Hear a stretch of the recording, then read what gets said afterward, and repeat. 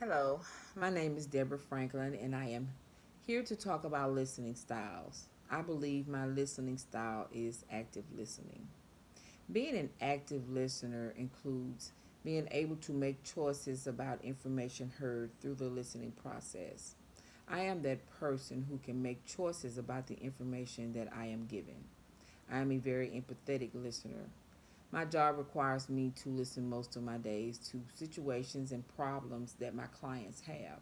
Although I have not been in the situations that my clients have been in, I do empathize with them. I listen with openness, I don't judge them, and I care about what they are going through. And by the end of the conversation, we will have worked together to come to a measurable goal or decision about the problem at hand. I am the oldest of six siblings, and they all look up to me. I am that listening ear for them and their problems. I have two daughters. I am empathetic and sympathetic with both of them. But my biggest task is being a nurse. I work in a behavioral health center and I deal with drug addiction and mental health issues daily. I do not have an addiction to drugs, alcohol, sex, or gambling, and I do not suffer from mental health issues, nor have I had family members with mental health issues that I've had to deal with. Therefore, I feel I'm a good empathetic listener. As I listened to Mary Fisher and her cry out about HIV and AIDS, I understood her stance on this situation. In order to fight HIV and AIDS, you can't be quiet about it. I'll give you an example. A client came to my office and told me she has HIV and wanted to be treated. She stated she has kept this situation quiet because she didn't want anyone to know she has this disease because people may look at her differently. I explained to her that the medical condition and the conversation was strictly confidential. She began to share with me about how she contracted this disease. She stated she fell in love with this guy who she met over the internet. They began to talk and finally they decided he would come and visit her. This man knew he had HIV but refused to share this information with her. Now after spending a week with her, he goes back home. She doesn't hear from him after several attempts to contact him through texts, calls, and emails. After about a week, she started to receive texts and emails about how this man has HIV and she needed to be tested. The correspondences came from an angry ex girlfriend who he had also given HIV to.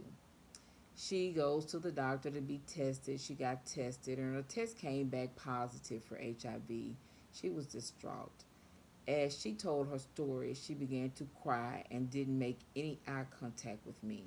I asked her to hold her head up, and I assured her that I didn't look at her any different from when she first walked through my door. She wiped her eyes with the Kleenex that I provided and went on to say that she tried to have him arrested, but she couldn't because she wasn't tested before they had sex, so there was no way to prove that she was negative before or that he actually gave her HIV. I could see the anger building in her face as she clenched her fists. I explained to her that that part of her life was over and what she needed to do at this point was to start treatment, and that is what I was there to help her do. I explained to her, we all have made mistakes and have misjudged people, but life doesn't stop at your mistake or our misjudgment. She looked at me and said, thank you for listening. I am glad I was open and honest with you.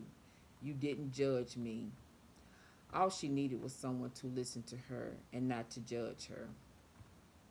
I listened to reasons why people begin drug addiction. The reasons stem from young age molestation to family members giving them drugs at an early age to them killing people to people killing being killed in front of them to loss of jobs to relationship difficulties and the list just goes on.